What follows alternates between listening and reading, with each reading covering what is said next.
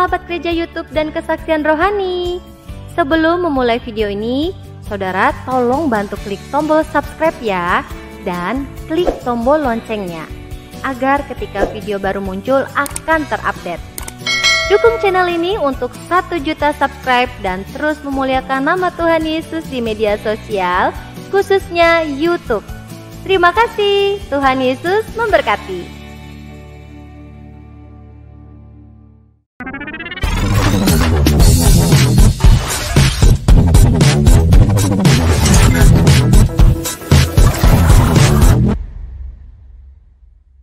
Shalom, sahabat dan saudara gereja YouTube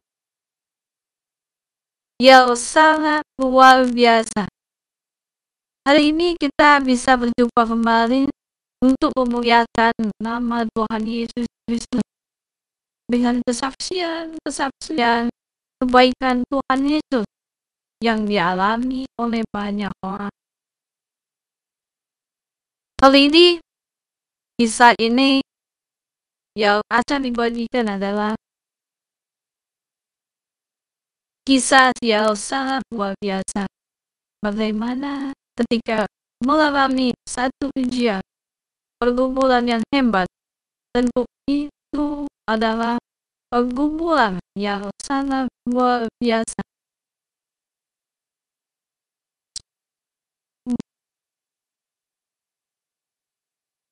Yang pastinya sangat memberkati kita semua. Saudara-saudara dan sahabat-sahabat gereja YouTube, silahkan bagikan di grup-grup rohani dimanapun kita aktif bermedia sosial, agar lebih banyak orang mendengarkan kesaksian ini dan banyak lagi yang diberkati, dikuatkan, dan bahkan juga menjangkau jiwa-jiwa baru. Saudara-saudara dan sahabat-sahabat gereja YouTube yang rindu mau mendukung channel gereja YouTube, bisa dengan mengklik join atau bergabung menjadi member. Kami bagian cukup channel gereja YouTube, mari kita sambut dengan sukacita kesaksian dari saudara kita ini. Saya akan lanjutkan kesaksian saya malam ini. Saya dilahir dan dibesarkan dalam keluarga yang berkeyakinan menyembah leluhur. Tidak perlu dijelaskan panjang lebar, saya yakin Bapak Ibu sudah ngerti. Ketika saya lahir sebagai bayi, saat berusia 8 bulan, saya sering terkena stip. Stip dikenal oleh orang zaman dulu, yaitu seorang bayi atau anak, suhu panas tubuhnya mencapai 39 sampai 40. Kalau anak sudah suhu panas setinggi itu, pasti dibawa ke rumah sakit atau ke dokter. Stip ini sering saya alami hampir setiap minggu. Dan akhirnya menyebabkan saya terkena penyakit, dalam bahasa medisnya epilepsi, dalam bahasa sehari-hari yang dikenal masyarakat penyakit ayan.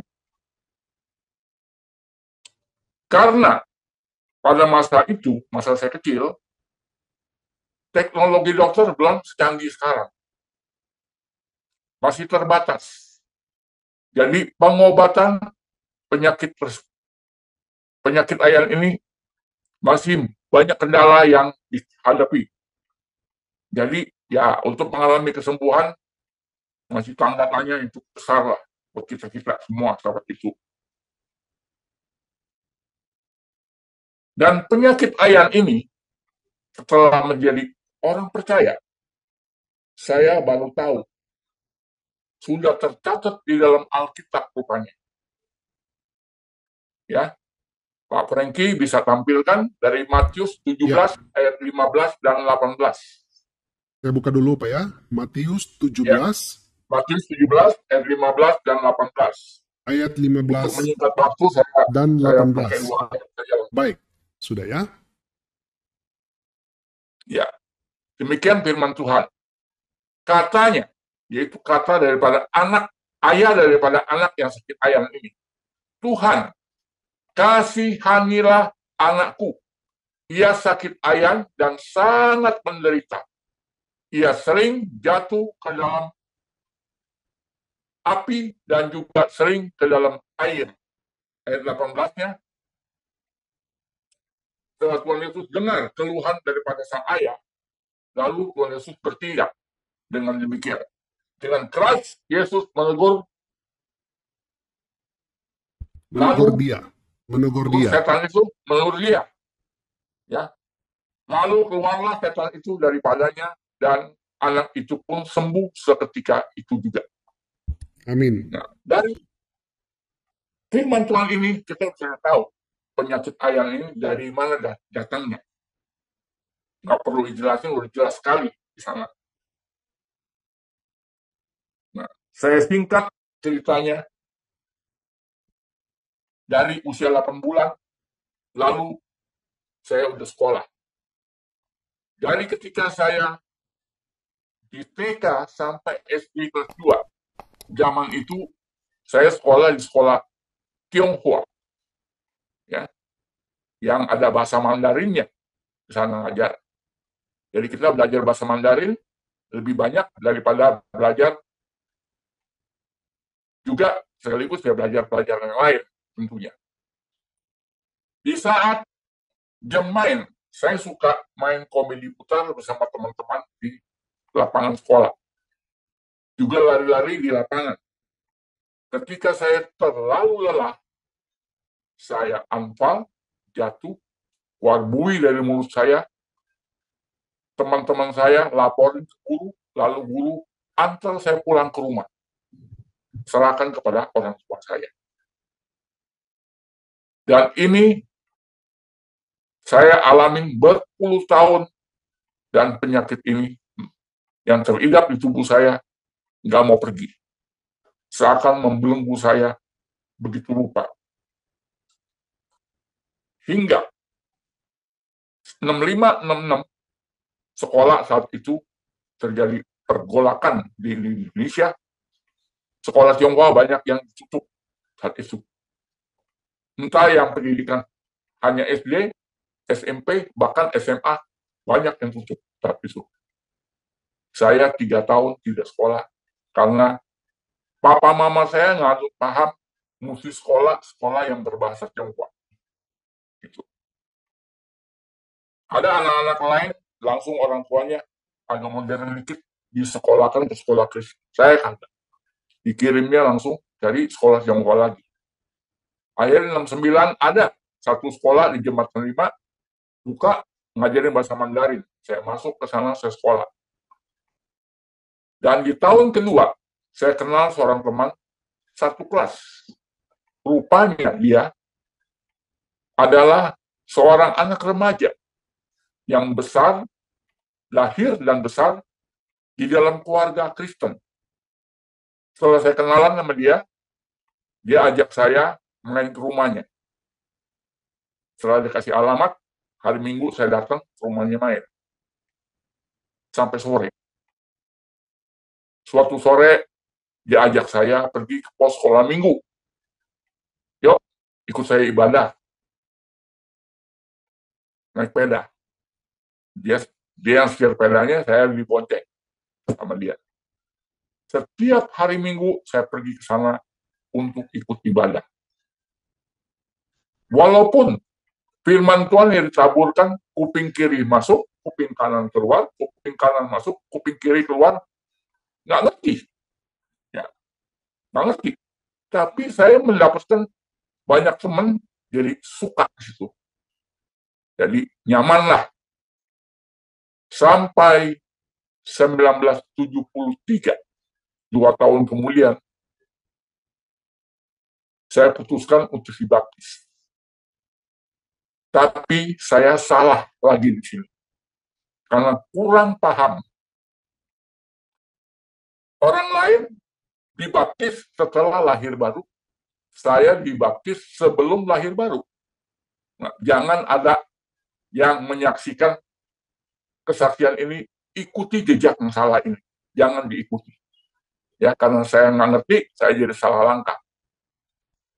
Lalu, saya dibaptis. Nah, waktu mau dibaptis, hamba Tuhan dari gereja tersebut datang ke rumah, ketemuin papa mama saya.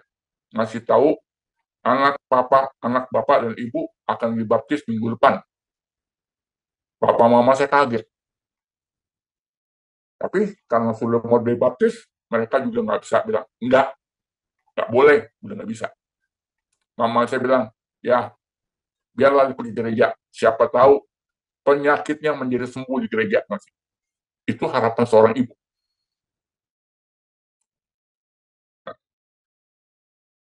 Saya mulai ikut ibadah, setelah dibaptis saya mulai ibadah kebaktian umum hari Minggu, dan juga kebaktian pemuda.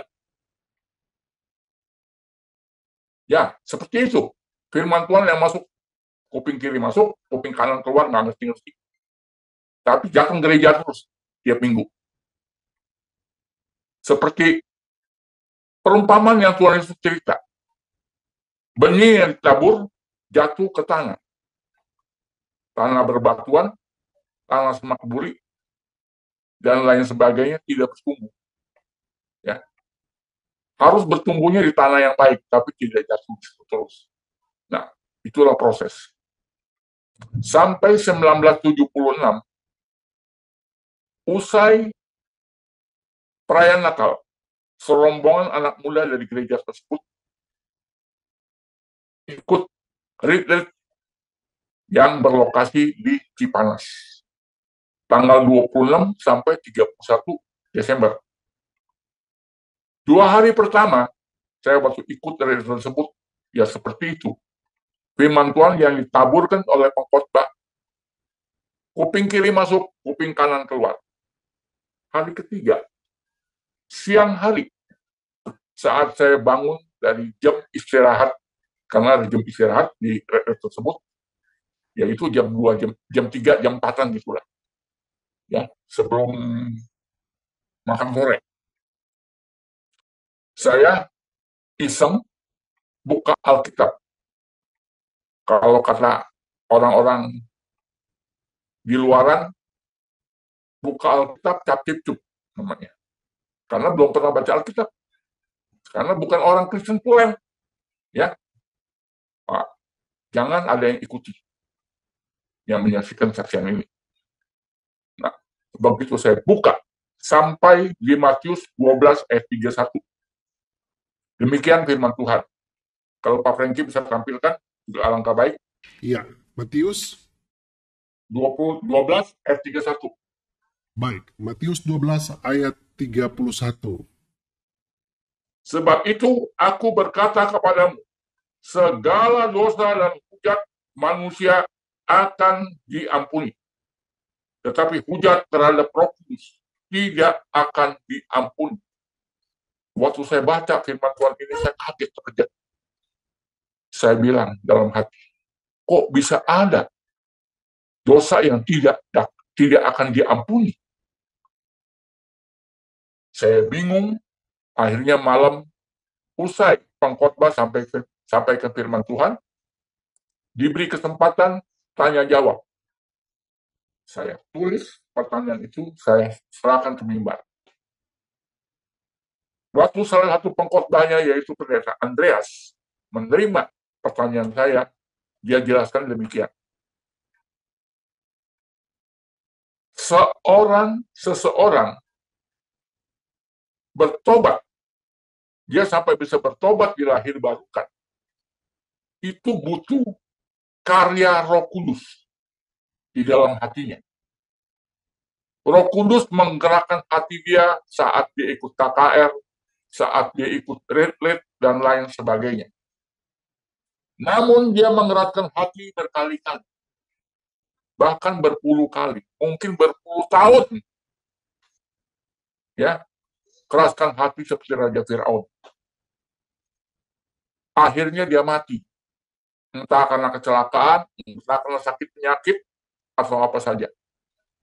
Saat dia tutup mata, saat itu dia belum bertobat, belum dilahir barukan, saat itulah disebut oleh Tuhan Yesus, dia menghujat Roh Kudus. Makanya tidak akan diampuni. Pak Andreas mengatakan begitu. Saya balik kamar, saya ingat ngomongan dia, saya mikirin, lalu saya bayangin, halusinasi, kalau 2-3 hari lagi kita pulang ke Jakarta, bus kecelakaan. Satu di antaranya, saya yang dipanggil Tuhan. Bagaimana? Saya nggak mampu nanggung resiko ini. Untuk mengamankan diri, saya lutut, saya berdoa dengan sederhana, saya katakan, Tuhan Yesus, saya undang Engkau masuk ke dalam hati saya sekarang juga. Ampuni dosa saya yang sudah saya lakukan selama ini.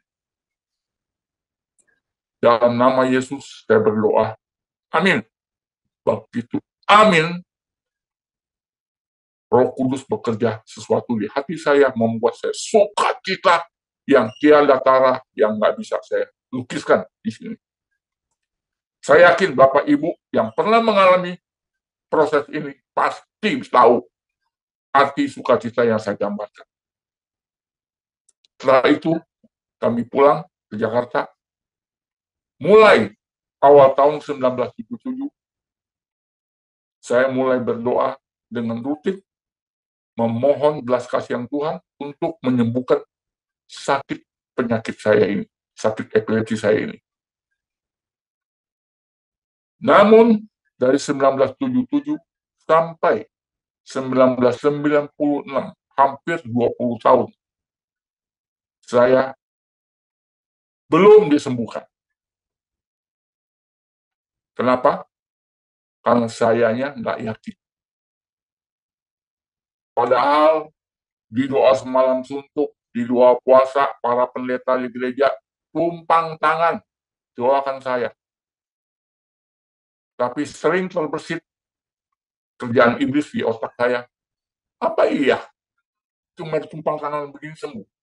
Nah, itu keraguan yang muncul. Jangan ada Bapak Ibu pernah punya iman macam itu. Milikilah iman seperti wanita yang mengalami sakit pendarahan. Dia punya iman hanya mengatakan, asal ku jamah jubahnya, maka aku akan sembuh. Imannya macam itu yang Tuhan Yesus ingin lihat dari diri kita. Karena hampir 20 tahun saya nggak punya keyakinan iman itu. Nggak sembuh-sembuh. Akhirnya di bulan Mei 1996, gereja tempat saya beribadah mengadakan doa 10 hari pagi hari menjelang Pentakosta. Waktu diumumkan di mimbar ibadah hari Minggu, banyak jemaat yang antusias datang hadir di doa pagi. Sebelum 6:30, mereka sudah tiba di gereja, mengikuti ibadah itu 7:30 sampai 7:30, selesai pulang. Karena saya bekerja di klinik, kerja saya sip-sipan. Sebentar pagi, sebentar siang. Ketika saya lagi tugas siang, maka pagi saya bisa datang ikut doa. Jadi ya 10 hari saya cuma bisa ikut 5-6 hari ikut Tuhan. Lalu karena dilihat antusiasnya jemaat, para hamba Tuhan rembukan, lanjutkan menjadi doa pagi dari Selasa sampai Sabtu, sampai sekarang di gereja itu masih laksanakan doa sosial. Lalu nggak lama kemudian, kantor saya yang berlokasi di Semarang 3 pindah ke Jalan Bumi karena gedung yang mau dipakai buat klinik yang baru, lokasi baru, sudah selesai renovasi. Maka saya dipindahkan ke sana. Bisa pindah satu klinik. Manajer saya, dokter yang jadi manajer saya, pindahkan posisi saya yang semula sebagai resepsionis, saya dipindahkan ke bagian marketing. Jadi kerja saya udah nggak sip-sipan. Saya datang pagi jam 8, jam 4 pulang. Tiap hari begitu. Jadi tiap hari saya bisa ikut kebaktian doa. Selama 1,5 tahun, saya doakan negara Indonesia, saya doakan bangsa dan negara Indonesia, saya doakan kegiatan gereja, hamba Tuhan, dan lain sebagainya, juga doakan keluarga yang belum percaya, tapi tidak pernah mendoakan sakit epilepsi saya lagi. Saya lupakan itu sementara. Dan ternyata Tuhan punya mau, saya mulai ngerti. Tuhan tidak mau saya berfokus pada pribadi diri saya. Tuhan mau saya fokus sama orang lain. Ketika saya utamakan orang lain, Tuhan utamakan saya. Di akhir 1997, saat krisis moneter lagi mulai melanda Indonesia, datang seorang dokter syaraf. Entah dia baru lulus atau dia baru datang gabung ke klinik kami, lalu saya ketemu sama dia. Saya bilang, saya sakit pengidap epilepsi dari kecil. 7 tahun ini saya sudah rajin minum obat tanpa alfa satu kali pun. Dan 7 tahun ini nggak pernah alfa satu kali pun. Saya katakan begitu. Dokter syaraf ini mengatakan, kalau itu kondisinya Pak, Bapak sudah sembuh harusnya. Untuk meyakinkan Bapak, kita periksa lab. Bapak ada fasilitas kan dari klinik ini? Ada, saya bilang. Udah, periksa lab. Saya periksa 2 minggu, hasil labnya keluar. Dia tunjukin hasil labnya, dari sudut medis yang dia bisa baca. Dia bilang, ini buktikan epilepsi Bapak sudah sembuh. Untuk yakinin Bapak, saya kasih 2 kir obat buat jaga-jaga. Kalau 2 kir obat untuk 2 bulan ini, Bapak minum, tidak lagi anfal, berarti Bapak sudah sembuh. Dengan yakin. Dan dokter ini pun dokter Kristen. Ya. Jadi saya percaya omongan dia. Sampai sekitar Maret awal, tinggal 10 kapsul obat itu. Tinggal 10 kapsul, saya tinggalkan di lemari, saya nggak senggol. Buat jaga-jaga, kalau bakal anfal, saya minum obat itu. Ternyata sampai bulan Juli 1998, tidak lagi anfal. Saya maju bersaksi di kebaktian doa pagi, tapi rupanya bahasa Songo mengatakan, rupanya tuh si iblis wakamwan, nggak rela. Dia serang saya di satu kebaktian sore, saya ambruk, mungkin juga karena kelelahan ya, kerja. Akhirnya saya pingsan, dibawa ke perpustakaan, sampai 2 jam lebih saya baru sadar. Lalu teman saya antar saya pulang ke rumah. Dan sejak saat itu sampai hari ini, hampir 25 tahun, tidak lagi saya pernah anfal akan penyakit epilepsi itu tanpa minum obat 1 butir pun. Saya mengucap syukur, mujizat Tuhan terjadi dalam hidup saya selama hampir 25 tahun ini.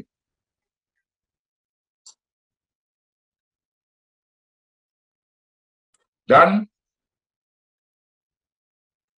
sebagai kesimpulan, saya ingin menyampaikan adalah demikian. Ya. Jika bukan karena penyakit epilepsi ini, tak mungkin saya bisa dilahirbarukan dalam Kristus Yesus. Setiap kita yang menyaksikan kesaksian malam ini, ya, tentu memiliki jalan dan rancangan yang beda seperti firman Tuhan berikut, yaitu yang terdapat di Yesaya 55 ayat 8 dan 9, Pak Franky. Baik. Yesaya 55 Ayat 8 dan ayat 9. 8. 9. Baik, saya share ya, dan sudah di layar. Ya.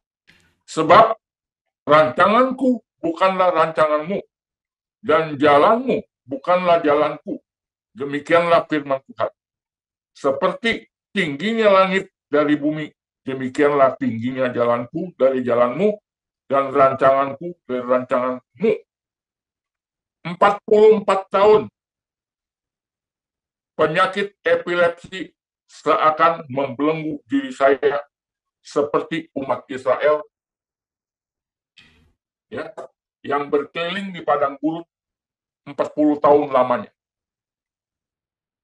Karena nggak paham pada kehendaknya. Bagi Anda yang sedang menyaksikan kesaksian ini, dan yang sudah dilahirbarukan, ya, bahkan yang mengaku dengan mulutmu bahwa Yesuslah Tuhan, dan percaya bahwa hatimu, dalam hatimu, bahwa Allah telah membangkitkan Dia dari antara orang mati, maka kamu akan diselamatkan juga, karena dengan hati orang percaya dan dibenarkan, dan dengan mulut orang mengaku, ya, akan diselamatkan. Itu tercatat di Roma 10 ayat 9 dan 10. Bisa lihat di rumah. Perlu kita ketahui, ya, bahwa Kristus bukan saja tebus dan juga menyembuhkan penyakit akibat dosa Adam dengan bilur-bilurnya, sebagaimana firman Tuhan berikut. Nah, Pak Franky tolong tampilkan 1 Petrus 2 ayat 23 sampai 25. Baik, 1 Petrus 2 ayat 23 sampai 25. 3 sampai 25. Ya, sudah Pak. Sudah di layar ya? Ya. Ketika ia dicaci maki, ia tidak membalas dengan mencaci maki. Ketika ia menderita, ia tidak mengancam, tetapi ia menyerahkannya kepada Dia yang menghakimi dengan adil. Ia sendiri telah memikul dosa dan di dalam tubuhnya di kayu salib. Ayat 24, supaya kita yang telah mati terhadap dosa, hidup untuk kebenaran. Jadi kita harus mengerti, kalau kita sudah mati terhadap dosa, hidup untuk kebenaran, maka oleh bilur-bilurnya kamu telah sembuh. Amin. Seringkali banyak di antara kita mau disembuhkan oleh bilur-bilurnya, tapi tidak pernah mati terhadap dosa. Masih berkanjang dalam dosa dan tidak mau hidup untuk kebenaran. Nah, itu berarti kita tidak memenuhi syarat yang Tuhan inginkan. Ayat 25. Sebab dahulu kamu sesat seperti domba, tetapi sekarang kamu telah kembali kepada gembala dan Pemelihara jiwamu. jiwamu. Ya. Ya. Terakhir, 1 Korintus 6 ayat 20. Baik. Ya, sudah di layar ya. Ya, sebab kamu telah dibeli dan harganya telah lunas dibayar, karena itu muliakanlah Allah dengan tubuhmu. Haleluya. Harap kesaksian malam ini bisa menguatkan iman kita semua. Dan sebelum saya mengakhiri kesaksian ini, saya mau angkat satu pujian, di mana lagu pujian ini Tuhan kasih saya hikmat untuk boleh mengarangnya sekitar tahun 1981, 82-an. Saya beri judul Dahulu Kini Esok. Ya, saya akan nyanyikan dengan vokal saya pas-pasan. Dahulu hidupku hampa, penuh dengan dosa. Kini ku telah bebas dari belenggu dosa.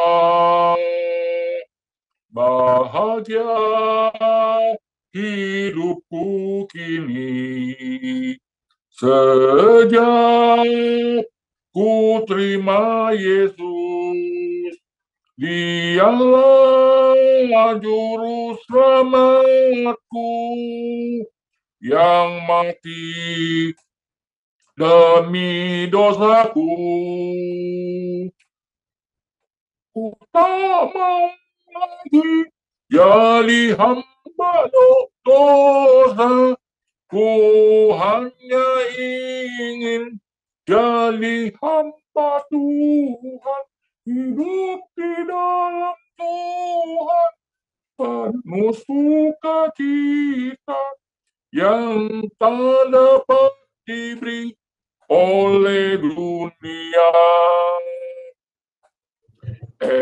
Esok Dia akan datang menjemput kita semua, orang yang percaya, dibawanya kita ke surga. Siapa mau ikut ke tempat itu, di sana tiada lapar dan dahaga. Yesus gembalaku menuntun aku menuju ke tepi air hayat, menuju ke tepi. Dalam nama Tuhan Yesus Kristus, kami buka program kesaksian pribadi ini. Haleluya. Amin. Untuk ya, terima kasih saudara. Itulah tadi kesaksiannya, luar biasa. Dan sampai kita berjumpa di lain kesempatan, puji Tuhan. Ikuti terus channel Gereja YouTube, karena masih ada banyak kesaksian-kesaksian yang sangat memberkati kita semua. Saudara dan sahabat Gereja YouTube bisa bagikan video ini ke grup WhatsApp Rohani dan juga Facebook Rohani. Dan juga yang rindu untuk melayani, menjadi narasumber kita untuk berbagi kesaksian di channel ini, bisa hubungi di kontak 0877 815 14512. Demikian berakhir sudah sesi kesaksian pribadi ini pada hari ini, dan kita akan berjumpa kembali di hari berikutnya dan di jam yang sama. Sebelum saya tutup, ada satu firman Tuhan untuk kita di hari ini yang saya rindu membagikan. Bunyinya begini: Di firman Tuhan Filipi 2 ayat 9-11. Itulah sebabnya Allah sangat meninggikan dan mengaruniakan kepadanya nama di atas segala nama, supaya dalam nama Yesus bertekuk lutut segala yang ada di langit dan yang ada di atas bumi dan yang ada di bawah bumi, dan segala kita mengaku Yesus Kristus adalah Tuhan, bagi kemuliaan Allah Bapa. Amin, amin, amin. Salam, sholat.